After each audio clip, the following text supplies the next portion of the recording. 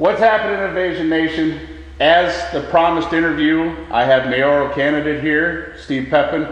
Today we're going to talk about a few different things. There's a lot of rumors flying around about this guy. This guy has promised change to Willmar. He's promised to have an open door policy when it comes to our mayor's office here in Willmar. And he wants, his biggest goal and his biggest thing in talking to him here before the interview, his biggest thing is he wants to make sure that people, no matter where you come from, your background, you know, he wants people to start getting along as people. He wants people to be friends. He doesn't want the division going on here in the community anymore. And honestly, in Willmar, it's a big thing. So without further ado, Steve Pepin, you are up against a entourage like I've never seen before. I mean, I've lived in this town, I've tried to do things in this town, and you were up against one really tough fish. The current mayor is believed to be a really, really good mayor, just in the fact that he's bringing jobs to Willmar, but you know, as you've told me, one of those things is they're not very good paying jobs. And why do you say that? Yes, sir, Ron. Well, I want to appreciate you putting this thing together, and also City Line for letting us use their facility. People don't have a living wage. We might have a lot more jobs, but there's a lot of people throughout Willmar that they can't take their kids on a vacation. They're not making enough money. So we need better quality jobs, jobs that pay head of household jobs, $20 an hour type jobs. These $12 an hour jobs that keep showing up in Willmar ain't doing anybody any good. Right, and just to research, because you and I talked about that, I had done some research on that, and you're actually correct in that, because and you probably know this already, but Willmar as it stands, even though we have one of the lowest unemployment rates, we have some of the worst wages in Minnesota, because our wages are for a single income, we're 10,000 below the national average, and for a median household income, we're still 10,000 below the average, even though our unemployment's lower. And in researching that, I found out that the only reason a lot of people make it here is because they're able to get some type of government assistance or housing assistance because of how low the wages are here. So what people want to know is how you intend, or what you intend to do to change that. Right, but before I get into that, I want to back up to what you were saying, is like, what other choices do they have? They got a choice to make a $12 an hour job, or a choice to go on benefits. Which one are you going to do? No matter which way you're going to be in poverty. Right. I'd rather just do nothing. And the fix to this, what our mayor believes the fix to this is give these guys low-income housing. So what are we teaching people? Where's the dreams? Where's the goals? Where's the inspiration? We're teaching them that it's okay to work a $12 an hour job, or it's okay to collect welfare, because that's all they have here. And all the big-time jobs, the business owners, we all have them already. There's already plenty of barbers. There's already plenty of stylists, tow truck drivers, this and that. Everything's been cornered in this community. So we got to find something to give them, Ron. We got to give them something. Right. Otherwise, this is never going to change. It's been like this since I got here. I got here 15 years ago, and the population hasn't changed. The town hasn't grown. Big-time businesses have left. New ones have opened, but it's all the same, $12 an hour. Right. And I guess what people are wondering is, when you do get into that office, you know, how do you propose to change that? Because it's not like you can force people to raise their wages. You know, they want to know what are your plans to try and approach the situation? Sure, I think there's nothing that I can do. It's going to take a team effort. It's going to take all of the community, the people, different ideas, and then the powers that be need to come together and come up with a plan or an idea to bring those big businesses to Willmar. You know, something that I heard of by many people is back when 3M wanted to come here. We want to have those big businesses, but other businesses have conflict with them coming. Okay. So that would kind of go with your open door policy and taking advice from the community and you know, not just a little inner circle, but you're looking, from what I understand and what I've read online with your proposals, is it's been all about an open door policy, getting the community more involved in the politics here in Willmar. Yes, you know, one of the biggest issues that we have is a lot of the citizens don't know what's going on with our government. It's not transparent enough. Nobody knows what's happening. A lot of things have happened over the last 4 years that a lot of people still got their hands in the air. They're like, what's going on to my city? You go outside of our city, we're an embarrassment. You know, I don't plan to go negative today about this, but like, we're an embarrassment to a lot of people. They talk bad about us, so we need to compete with them, and we need to become better. We need to uplift our citizens and create better opportunities. So what you're saying is you want a better outside viewpoint of Willmar as to the rest of the state as a whole. Exactly. I mean, I shouldn't have to be in the metro. I go to Minneapolis, St. Paul to teach for my barbering career. I teach down there, and I got people, businessmen that come in and they, where are you from? I'm from Willmar. I don't want to be the laughing stock no more. I want them to be proud of that. I want outsiders to be proud of us. So I think that I have a vision and goals to make our city better, to make other people look at us as something positive for a change. Right. And now where we're at is because, you know, people know that I have a very colorful past, my viewers and people of the community. I mean, I made national news for the things I did, so it's not, you know, the people that I deal with are used to that, but you are now catching fire because of your past and things like that, and I want to give you an opportunity, one, because you were in prison. Yes, sir. Okay, and people want to know why and how that came to be, so I'm going to give you the floor and explain that to people. And I appreciate this platform to finally get to tell a lot of those people that don't really know me. For those of you that do know me, the thousands of people in town that took the time to get to know me in town, you guys already know this story. But when I was a kid, I grew up in a tough environment. We were poor. Child abuse was in our family. You know, I love my mom and dad to death. They're probably watching today. That was what they were taught. I decided to break the cycle, but before I could go through that, I ended up making some mistakes. I was acting out. I wanted attention. You know, I wanted to play the sports, but I didn't have the name. I wanted to be somebody. I knew that at a young age. What ended up happening is the first couple friends that I have, I turned into a follower, and I decided to commit some crimes that I'm not proud of back when I was 18, 19 years old. And I got punished for that, and I made the best out of that situation.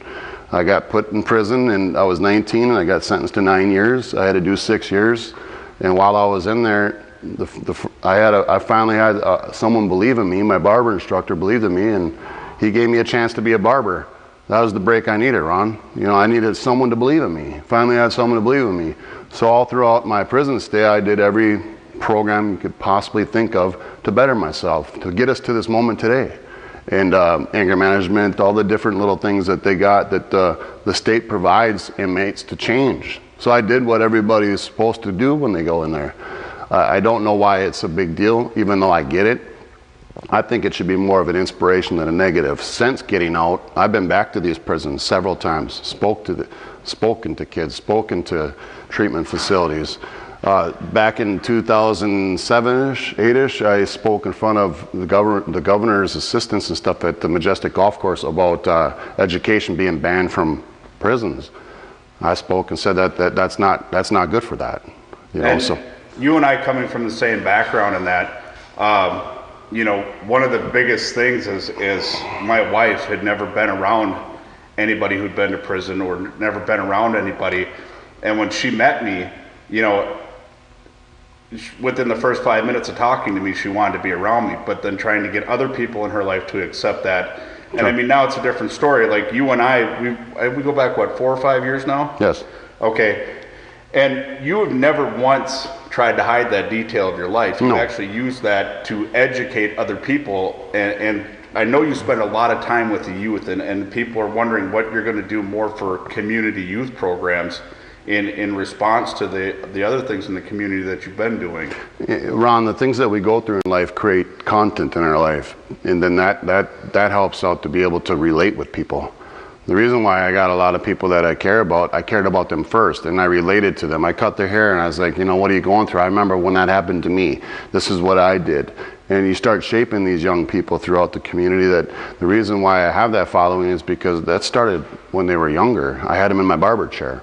So the stuff that I went through as a child and all the way into prison and out of prison, I relate to people, I care about people, and we've all had struggles. We all have stuff that either we got caught or we didn't. Kids make mistakes. I made a mistake, I got caught, it was the best thing that ever happened to me. I walked into Willmar, Ron, I didn't know a single soul. When I decided to come to Wilmer, I got out of prison and I was hoping for a chance. John Braw, he's the athletic director at New London Spicer now. He was the football coach at Ridgewater. He wrote me the letter saying, come on out, we'll give you a chance. That's all I needed. I came to Wilmer with my clothes. I didn't know anybody. So you've actually taken where you and I both, though, coming from the background of people who usually come out and say, you know, oh, I've got a felony, I can't get a job, I can't do anything, you know, there's no opportunities for me. Like you, I came out here not knowing anybody. Sure. I didn't know a soul. My wife and I moved out here, and like you, somebody just took a chance on me, said, hey, I got something, you want to try it. You know, and now I'm self-employed, I've been doing good. You know, it's not that it's impossible to do things in here in town, but one of the things I've heard you say is you want to open up more opportunities for people to be able to do things here, for more people to not only get livable wages, but to dream and aspire to do things on their own. You know, maybe even if having their own business, developing programs to, you know, to move up in the world as opposed to being stuck in the same rut. You know, it's stuck in the same rut, shifting gears. You want to start developing programs as a community to lift people up and bring them to better places. No, I totally agree. I think that we should teach strive for greatness. We should teach it be more than a $12 an hour job. You should want more than that. Unfortunately, this community, what I'm getting at is some of us have lost that hope and desire and that drive because it's not being given by the powers to be. We need more opportunity. The things are running out. Like, how many, going back to what I was saying earlier, how many different businesses are already in town? How is it? It's hard to open up another construction company in town when there's already 20 of them. Right. So the only fix to this community is we need to grow. Okay. The only way that we can grow is big business. So me and the rest of the people need to come together, come up with an idea to bring more big business here. Because with that, we can grow. We can build more houses. We can have more businesses. There's more people that need to be taken care of then. And that brings me to my next question. You had actually had a couple of different other barber shops. You were actually a larger operation than you were now. You had a couple of bars that didn't make it. And one of the big questions is why did those fail? Sure. Yeah, I would love to answer that. I remember like it was yesterday, I was sitting at the barber shop and all I had was the barber shop, this Pep's barber shop. It was probably about 6 years ago. And I noticed that a lot of the barber shops in town were retiring. They were closing down, and I was just like, and at that time I was doing well. I had money put away, and I was like, well, what's their legacy? I want more than that. I want more than just being the barber here until I'm 70, and then all of a sudden it's my turn to go and my son gets to cut. You know, I want more than that in my life, so I had to step outside my comfort zone, which was the barber shop. And I wanted to open up other businesses, so I thought there was a void. There was voids, so I opened up a barbershop in Painesville, one in Marshall, a barbershop, a bar in Wilmer. I thought there was a void. And what I found out the hard way is I was thinning myself out, but I didn't know no better. I was just trying to be successful. And then when you come from that mentality of I'm going to work hard, I'll work hard, I'll make it work, like my dad instilled in me, which is a positive thing, I didn't see that I was going to fail. I thought it was all going to be perfect. It was going to work. Little did I know that one business did good, the other one did bad. I was draining them both, and then all of a sudden the collapse happened. It's not what I intended. I was creating opportunity for people. I was creating jobs by opening these businesses. I tried, I made some mistakes. Well, now I went backwards. I hit the reset button. We got the 2 businesses now, and we're going to build back up. I'm not going to give up. Those places will be reopened and other businesses will be open because I care about creating jobs and helping people's dreams come true, like the staff that I have right now. And from what I understand of your staff, you kind of give them, even though they're working under your flag, it's kind of their ship. They kind of get to do the things that they want to do. They kind of get to make their own decisions and things like that. You just provide them a place to do that. Right, and that's something that is, first, you know, you bring in new staff and you want to teach them how you do things and also have their ideas. What do they like to do? And bring it all together into where they earn that. They earn that respect to where they can run that on their own. And I got some great staff that have been with me for years. that are I can attest to that. You have really good staff that are extremely grateful for me as a boss and for working for me, because I take care of them and they take care of the shop. I mean, you even your tattoo shop, it consolidated with another one in town so you weren't dividing. You guys weren't divided, but you came together and created a really powerhouse opportunity with the tattoo and piercing shop that you have. Yes. You created quite the powerhouse situation with that, because now you've got two of the best guys in town under the same roof, and everybody, I mean, nobody's getting a bad tattoo or a bad piercing or anything like that, and it works. It's talked about nationwide. Well, let me tell you how that all started, though. The backstory to that is, I was cutting hair downtown back in 05, 06, and Greg wanted to do tattoos. I got a basement. He was doing them out of my basement at the barbershop downtown. When I moved out of downtown, by the grace of Bill Graves, who was a mentor of mine, helped me move to the new location. Greg moved up, and Greg held that tattoo shop down for 10 years. When after grinding that out and having to be, when you own a business, you got to be there all the time and this and that, he realized that, hey, why don't we just work together? Then he can have a weekend off here and there. So it worked out sweet. Now, David used to come to my bar and talk to me and have this dream of wanting to open up a tattoo shop someday, and he caught that itch that I get to where I want to help this kid. I'm going to help this kid.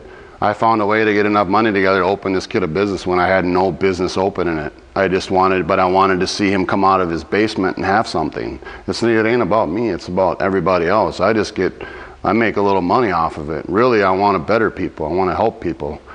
And I've seen you do that throughout the few years I've known you. I've known you to take people who just want a shot, people who want to sling, we call it slinging ink, people who want to sling ink. You give them the opportunity, you send them in there, you got Streets and Greg, you're like, all right, sit with these guys, let's see what you got. And if they make it, they make it. If they don't, they don't. But it's on them to succeed. Right. You give them the opportunity, where that's one of your biggest things. That's one of your biggest credits. And when people talk about business failures, now I'm a business owner and I've owned numerous businesses, but I promise you I've had more fail than I've had succeed.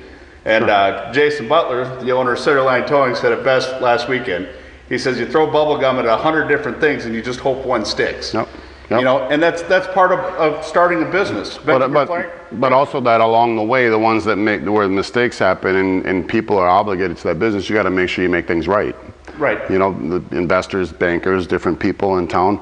I'm stuck cleaning up a little bit of the mess from the bar, where I got people out there that I'm taking care of. I'm blessed to have the staff and the business that I have with the barbershop and tat shop, because that's going to take care of that.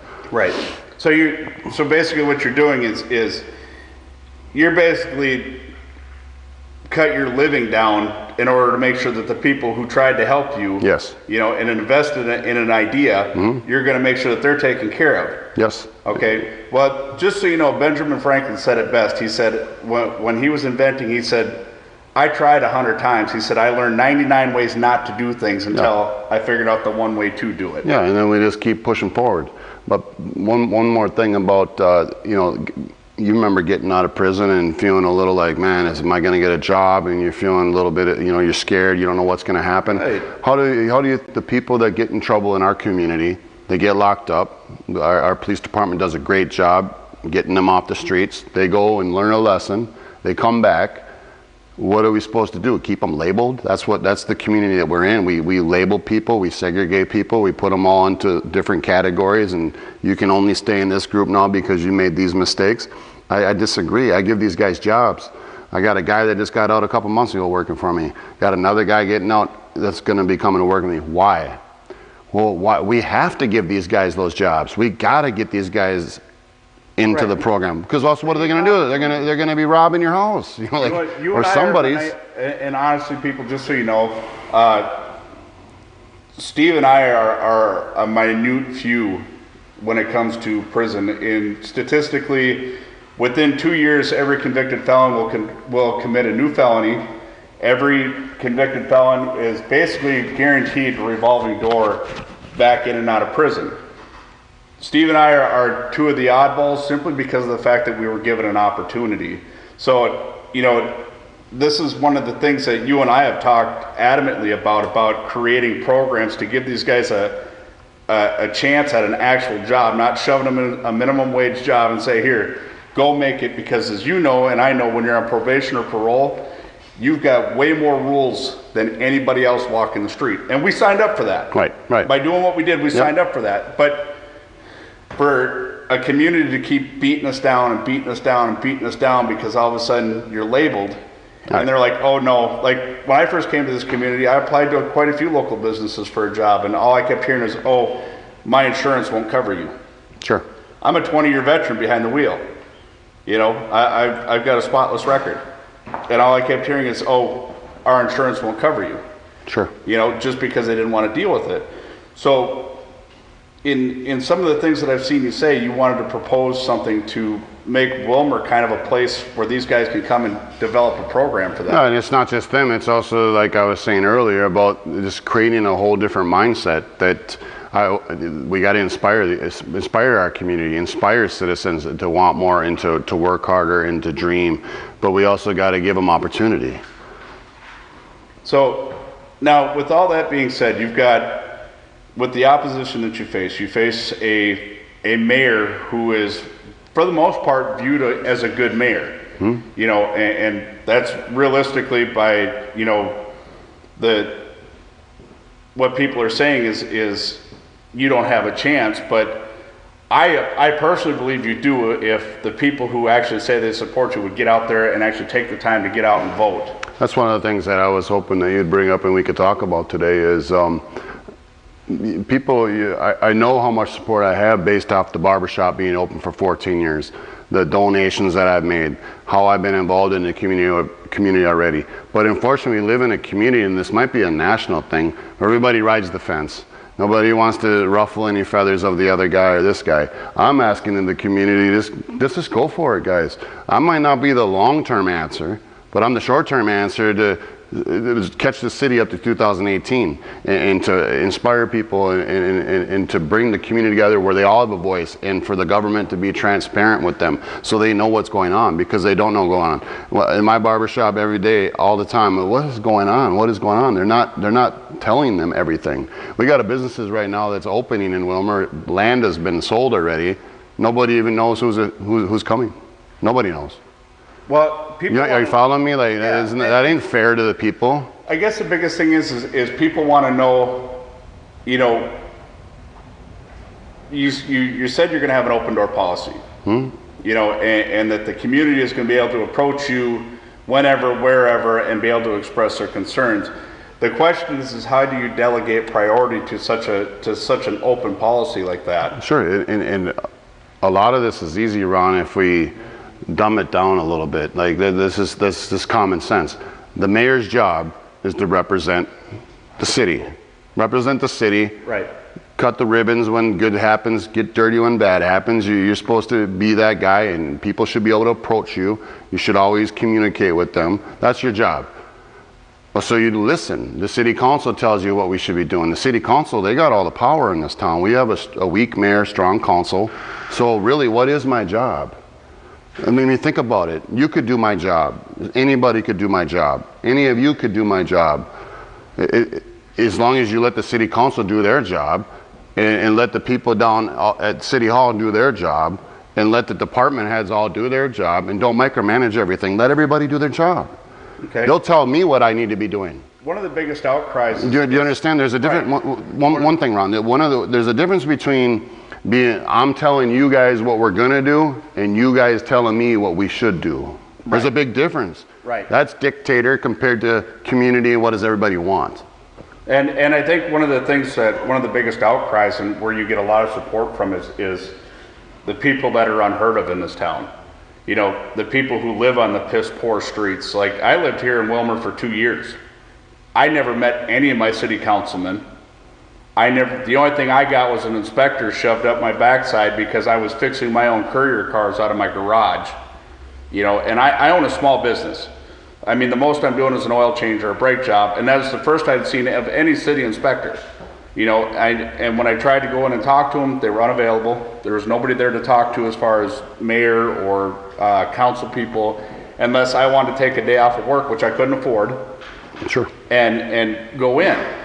So the biggest outcry is, okay, how are we going to delegate funding and things like this to take care of what you would call the poor parts, or the less, or the, I don't want to call it poor because that's really a shitty word, but one of the things is you know, take for instance street maintenance. Sure. You go out by where the mayor lives now, or you go out by where any of the city council members live now, and it looks like their pavement's done every year. But then you go down streets like High Avenue or 2nd Street or something like that, and I mean, I'm an off-road guy, and I've been on off-road trails that are smoother than them roads. Sure. It's all about priority. What's your priorities? You know, and what do you guys need us to do? What do you want the council and I to do? And let's fix those. But when you're being told what we're going to do, no, we're going to do an $8 million city hall instead. We don't care about your roads that have been messed up on the southeast side since I got to Wilmer. Right. For 14 years. We don't care about those roads. We want this. Why? Because we're being told what to do instead of what do you guys want us to do. But one thing I want to tell you about,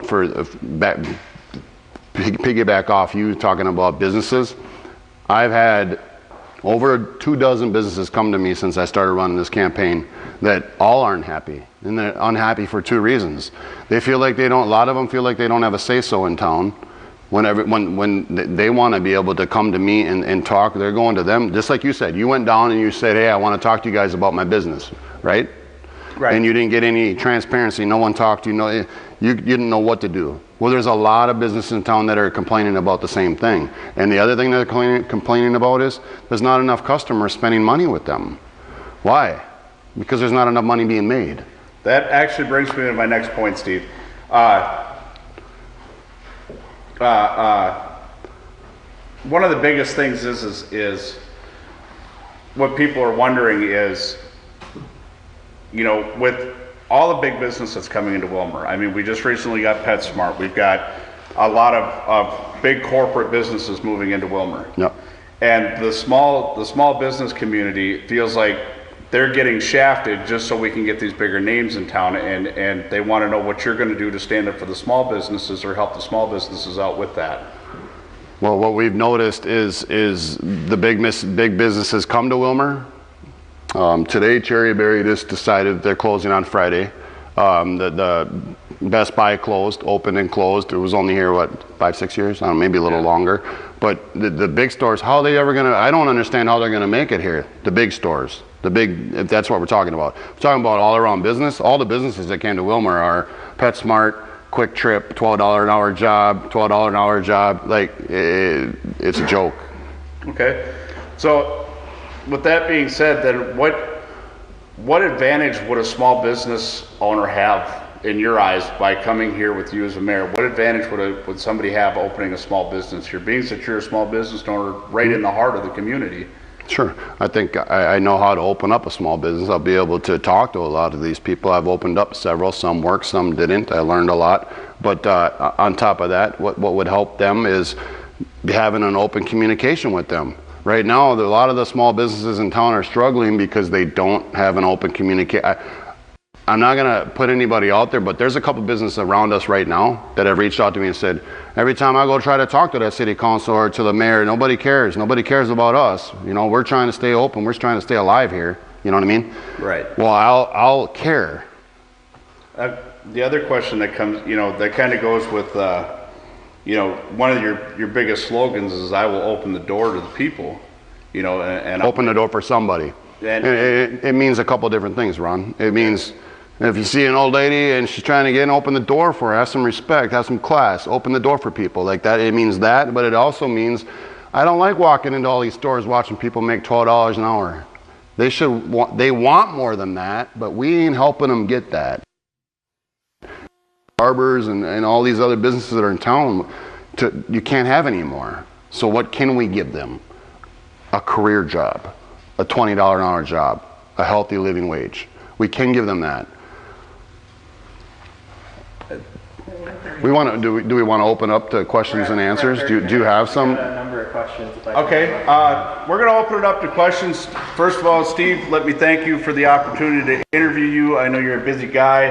It'll be interesting to see how you juggle the barbershop and the mayor thing, but I think you'd probably be a really good fit for the community. I think you're a voice that a lot of the people have been wanting to hear. Thank you. And I hope this has given people the opportunity to get to know you better as a person, as opposed to the rumors flying around town. Thank you, Ron. One thing I do want to tell everybody is get off the fence. Join me, and let's make our city the way we want it to be. I know that I already have the support. My opponent knows that I have the support, but it's up to you guys to get out and vote. I can't make you go vote. It's up to you. Okay, so we got a couple questions here. I'm going to read them off. Ron, if you feel the need to rephrase them, you can. The first question is from Melissa Anderson on the Redneck Invasion page. She goes, you didn't really answer the question about why your bars failed. Can you please sum that up? And Sure. Just real quick, to the point. Sure, no problem. When I opened up the bars, I opened them up with a really, really high overhead. My overhead was in the 5 figures, and I simply didn't bring in enough money in there. I didn't account for that, so enough money didn't come in. And when you stay open with your pride for 4 years and your other businesses take a hit, there comes the time you got to make a decision. All right, again, Melissa Anderson from the Redneck Invasion page asked, the opportunity is really in housing. How will you help the housing situation in Wilmer because rent is outrageous? More houses, we need to have more jobs, and then it all comes back to jobs. Anything that the next step with houses and all the other stuff, it starts with jobs. Otherwise, we can't build any more houses. If I could integrate on that, one thing I want to help you out. It was Melissa, was it? Okay, Melissa. One of the things I want to help you out if you're still watching is when it comes to the housing market, you have to understand that the housing market is free trade. Okay, there's not a whole lot. City council can say, hey, they can work with the people who have the housing and the things like that. But as far as city council imposing you can only charge this much in this town, they can't do that. However, my opponent thinks that building more low-income housing is the answer for the housing problem. Okay, so Aaron Dotson from the mayor page and Mike Olson from Redneck Invasion both asked about what are we doing to answer the problem for kids, childcare, and after-school activities? Because as we all know, there's a lack of childcare in the county, severely. Yeah. Sure, I can speak up on that. I think that from kids grow up in my barber chair, there's nothing for them to do outside of the parks, which I think we've done a really good job with the parks. You know, the parks are great, but let's let our people decide what they want to go do. You know, they need to make more money so they can take their kids to go do stuff. But on top of that, we got to provide more stuff for them. And if people go to invest in Wilmer, there is going to be some type of tax thing based on whether or not the community wants it for us to build a bunch of new sports facilities and whatnot out at the high school. I think one of the things to iterate on that with you also is a lot of the communities is screaming for educational type programs, because unfortunately a lot of the kids in this community will not be able to go to college. So they're looking like vocational type programs, training programs, things like that, things that Wilmer is really lacking as far as like training type facilities. We do got a really good college though that has a lot of those tech things, you know, for people to We do, but a lot of people can't afford to go to that. You're talking Sure. $20,000 to $30,000 Sure. a year. Well, that'd be something that we can work together on with the city council and listen to what you guys want, and let's make it happen. All right, here's kind of this one's from Christine Ann from the mayor page. She goes, why should voters trust your experience and knowledge of community-wide economic development over the local economic development commission that already exists, the city council, and the mayor for growing the city? How much Sure. better? Obviously, Marv has been involved in government. He's been involved with the city, the fire chief and whatnot. He's well groomed on what he needs to do. I don't take that from him. I actually respect him for that. What I think is just what's the best for the city's future. I don't have all those answers, but the city council does, and you guys can help. And I'll get educated on every single thing that I need to be doing. I'm not going to sit in the dark. I'll make sure I know what's going on at all departments. I think one of the things they were asking in that, Steve, is how are you going, because as we all know, Marv has brought in a ton of big companies, done a big, huge land development deal, you know, and you iterated on the $12 an hour job deal, but I think a lot of people are wondering, what is it that you're going to do better than him? Sure, well, that all stays intact. You're still gonna have EDC. You're still gonna have other people bringing businesses in. The mayor's job, I think we're gonna do better with me because I'm gonna listen to 8 other ideas, 8 other choices, which is the city council.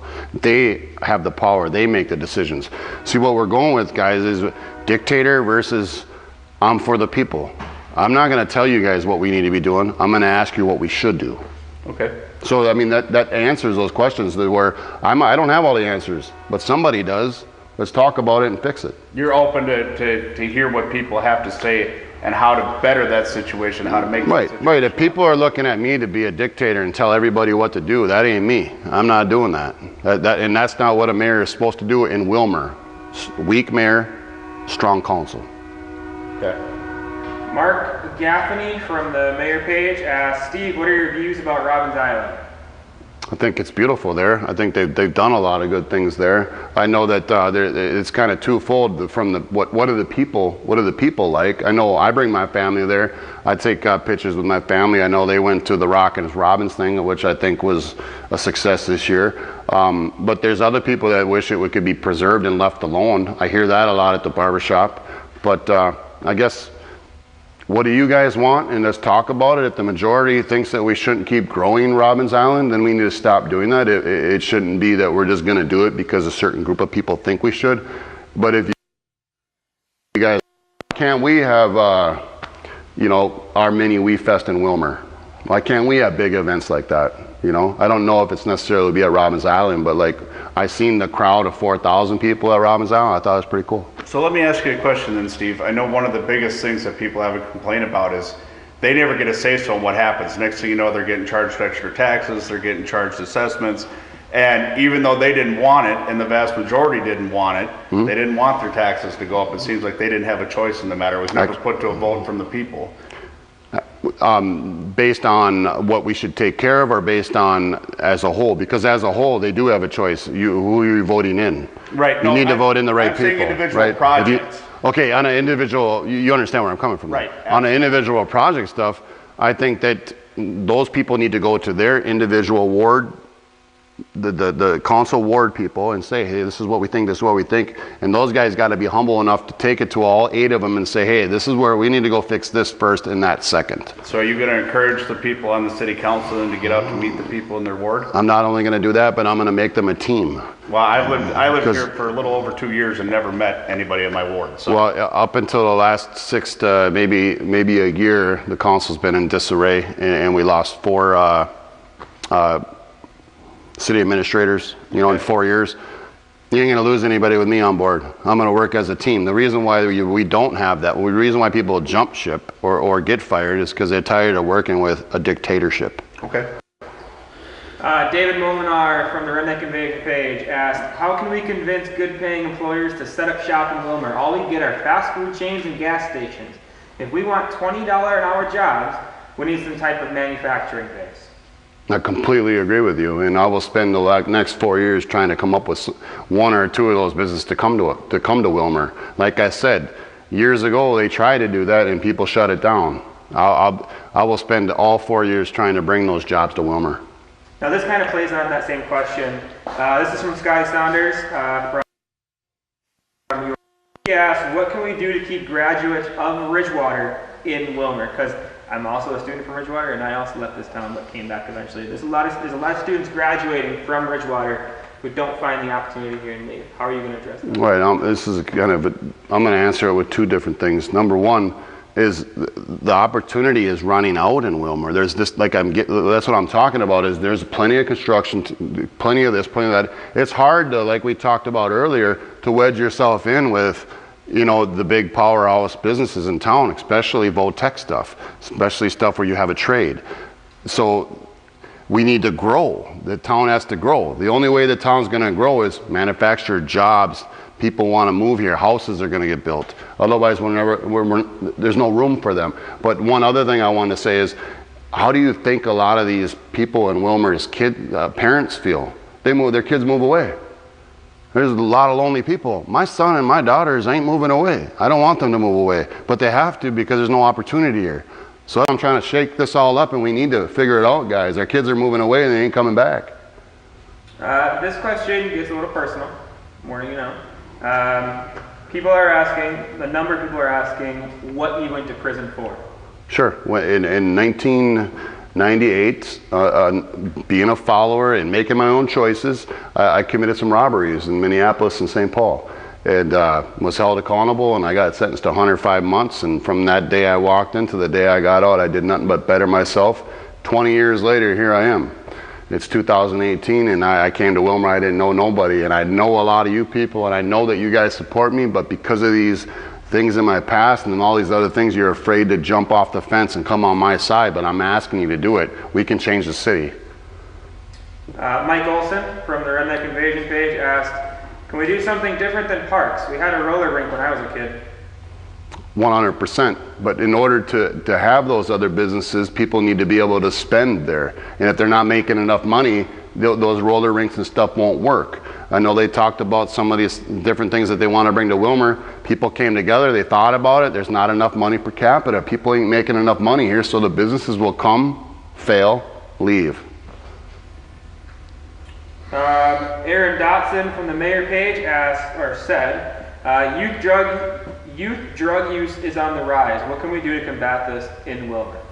I think the police department and a lot of the DARE people are doing a super huge, great job doing that already. I think a lot of it starts at home, in my opinion, and that's just my opinion. You got to teach your kids to want more and to not do those things. I think a lot of pressure is put on our teachers that needs to be taken off, because they also are a major influence on these kids. But it's a focus that if it is a big problem, we all need to work together. We got to raise these kids together.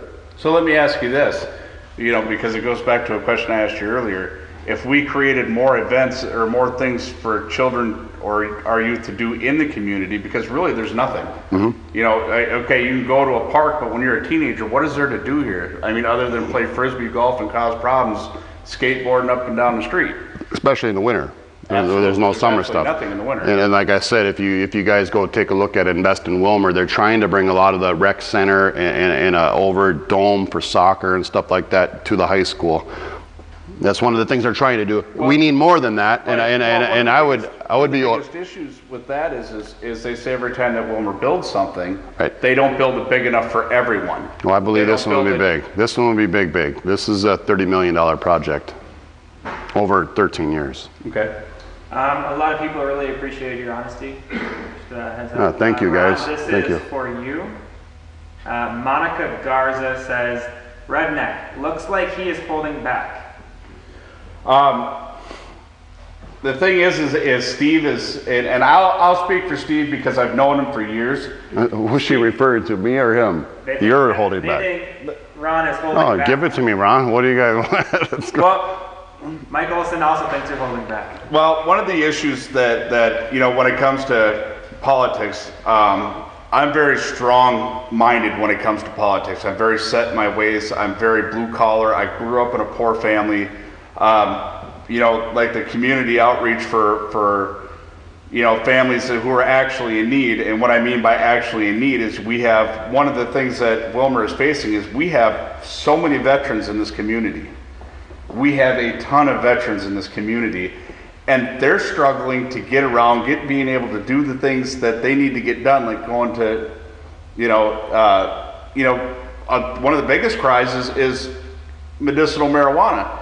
They can't go anywhere around here, and unfortunately, they're buying it off the street. They're buying it from wherever they can get it. And the thing is a lot of my viewers want to know, what is it going to take for somebody in Minnesota to stand up and say, hey, veterans first, because right now they're getting crapped on worldwide.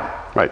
I don't have the answer on the marijuana side, but to speak on the veterans side, guys, the reason why we can vote is because of veterans, and it should disgust you if you don't vote. You should get out and vote.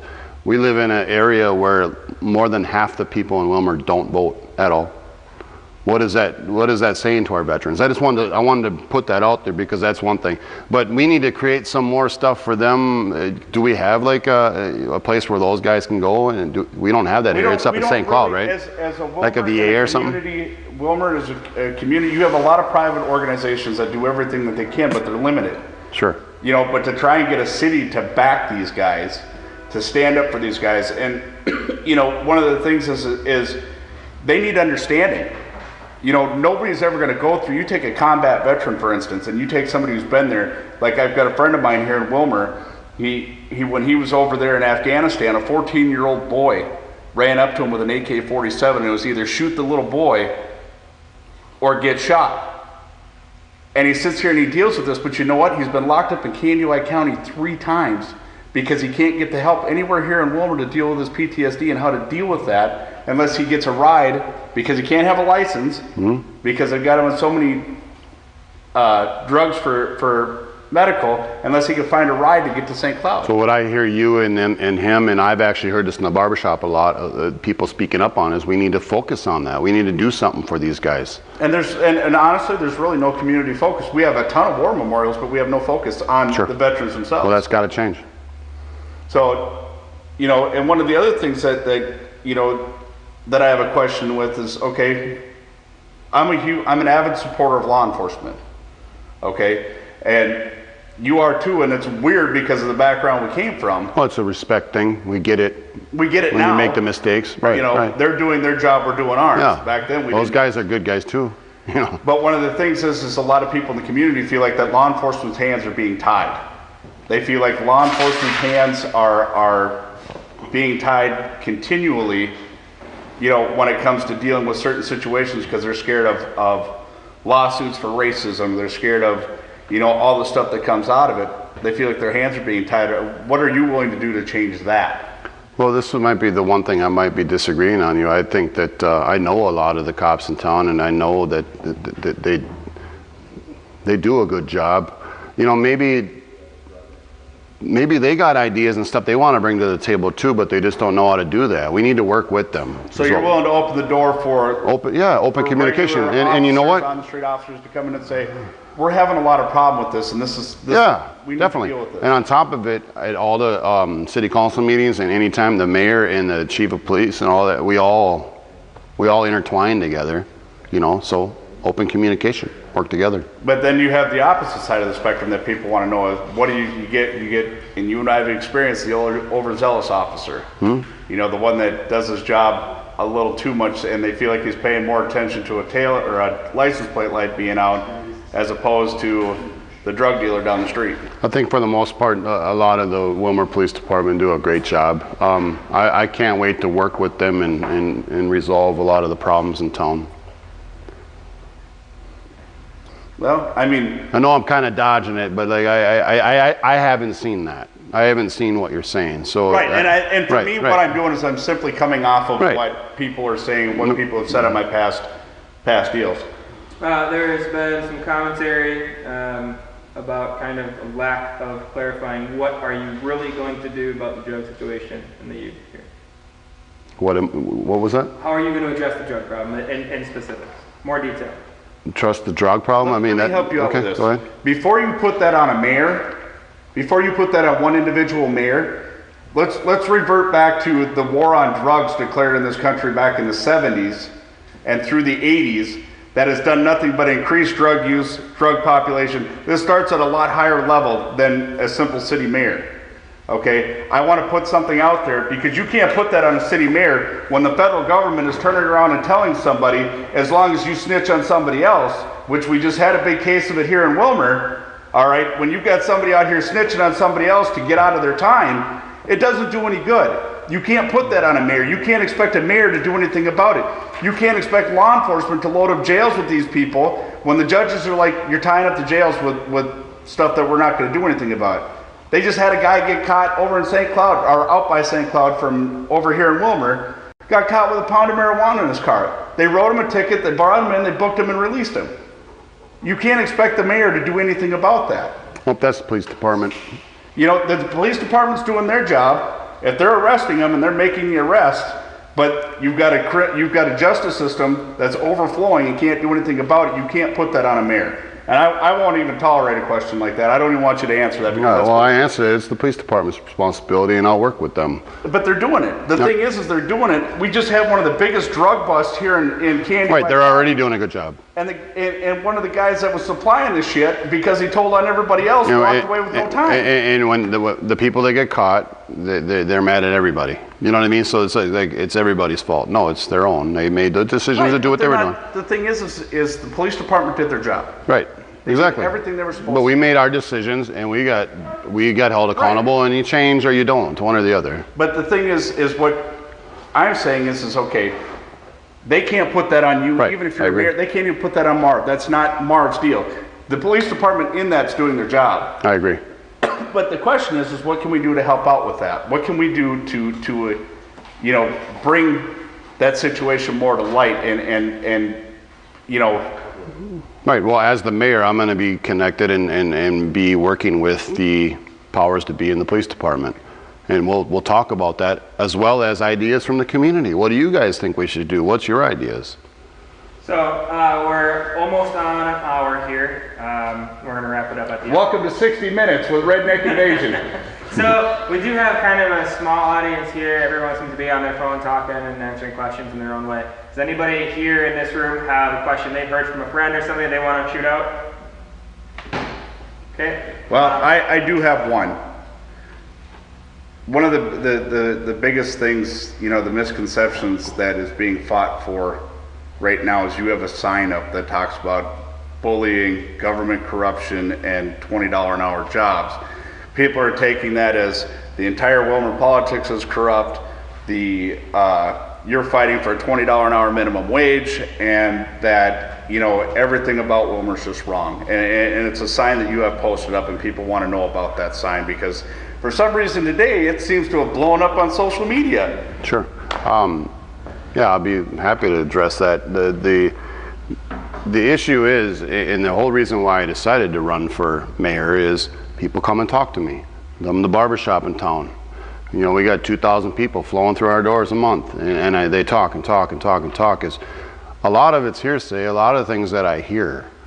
It's not facts. It's not, and I know that we got to get our facts right, this and that, but when you got 200 people telling you something, Right. change has to happen. Right. Something has to change. And that's where I need to inspire everyone to get up, have something to believe in, and vote for the right person. Bigger than that, just please vote. I don't care who you vote for. I mean, I want you to vote for me, but get out and vote. So a little bit more on the post. Anybody can write anything they want on a sign and put it out in the front yard. That's not just all me. That's other people's guide ideas too. There's an owner that owns that house. He's got how he feels about things too. So are you actually fighting for a $20 an hour minimum wage? No, not at all. Not a $20 minimum wage. That wouldn't work. Because one of my biggest problems is they just went through this in Minneapolis. Sure. And they want to give some kid $15 an hour to fuck up my hamburger and fries. That ain't happening. No, that's not true at all. Some jobs only require X amount of dollars. I want to provide $20 an hour jobs. You want jobs that people can work up to. Yeah, they can work up to. And I can proudly say. I just wanted to clarify that. I can proudly say that I'm speaking up on something that I believe in, so I do it too. My staff all make $20+ an hour, and there's 5, 6, 7 of them. You know what I'm saying? Mine do too. They make more money than I do. And that ain't bragging. That's just saying that, hey, I stand for this, and they're getting it. I want everybody to get that. Hey, but bigger than that, than that, what I really want is I want to inspire people and make them believe in themselves that they can be better than, they can have more in life. Well, we're going to wrap this up, Steve. I want to thank you again, sir. Thank you. Thank you for the opportunity. I know a lot of people have asked you to do interviews. I feel blessed and privileged that I'm the guy. Same point in time, I want to thank Jason Butler and City Line Towing for allowing us to use this facility. The guys that are here running the cameras, I don't know everybody's name, but thanks to the camera crew, guys reading out everything, greatly appreciated.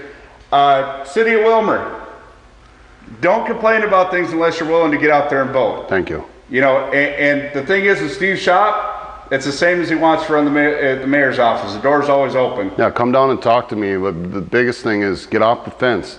Support who you want to support, and let's change the city. Where can they go vote? And what day? Each ward has its segregated throughout your ward. You can go on the website and it'll tell you, just type your address in, and it'll tell you where to go vote. So each 4 wards has 2 different spots that they can go vote. And it's on November 6th. November 6th? November 6th is the last chance. The primary is over. November 6th is it's go time. All right, you heard of November 6th. Get out there and vote. We're closing it up. Y'all keep cold, keep the bottoms up.